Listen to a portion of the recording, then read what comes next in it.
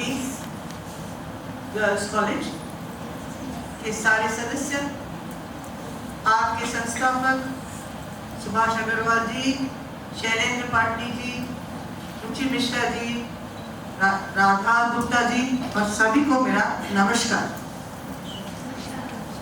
मुझे ये कहा गया है कि मैं अंग्रेजी और हिंदी दोनों में बोलूं, तो आप बताइए किस भाषा में बोलूं?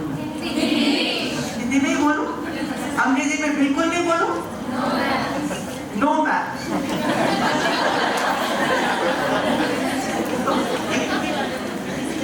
मैं तमिल में बोलूं तो?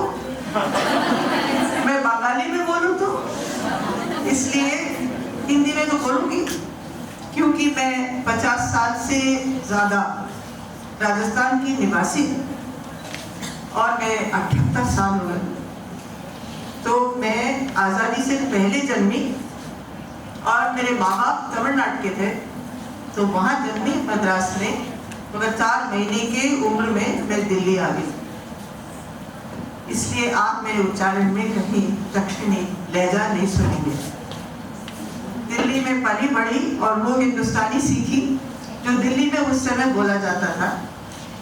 मैं महात्मा गांधी से भी मिली हुई हूँ। उनके जो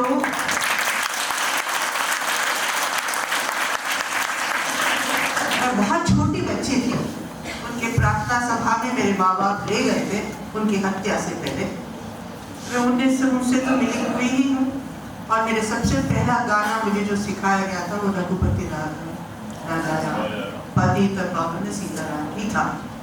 तो उस जमाने की मैं हिंदुस्तानी हूँ, जब हम लोग शांतिपूर्वक रहने के लिए और सभी धर्मों के लिए, सभी संप्रदायों के लिए, सभी भाषाओं के लिए, सभी किस्म के नस्ल जो हिंदुस्तान में है, सबके लिए एकजुट होकर आज़ादी पाने के लिए जो हमने संघर्ष किया, उसकी खुशियाँ मनाते मनाते हम बापू को खोए, फिर भी हमने हिम्मत जुटा के इस देश को आगे ले जाने के लिए एक मानस बनाया और आगे बढ़े। तो मैं उस पीढ़ी की हूँ। तो 1967 में 67 में मैंने MA किया है। तो आपके पता नहीं कितने लोग जन्मे भी थे उसमें। आप तो नहीं जन्मे, मगर आपके स्टाफ में भी शायद कोई जन्मे नहीं हो। तो इसलिए मैं जो बोल रही हूँ, मैं एक तरीके से भारत के इतिहास को जी हूँ। मेरे लिए कोई किताब की जरूरत नहीं है, क्योंकि वो मेरे जीवन का हिस्सा है। इसलिए आज मुझे पता नहीं आप गांधी जयंती के उपलक्ष्य में मुझे बुलाए हैं या नहीं, मगर मुझे लगता है कि 2 अक्टूबर के आसपास कोई भी वचन हो उसमें गांधी जी को याद ना करूं तो मैं गलत कर रही हूँ।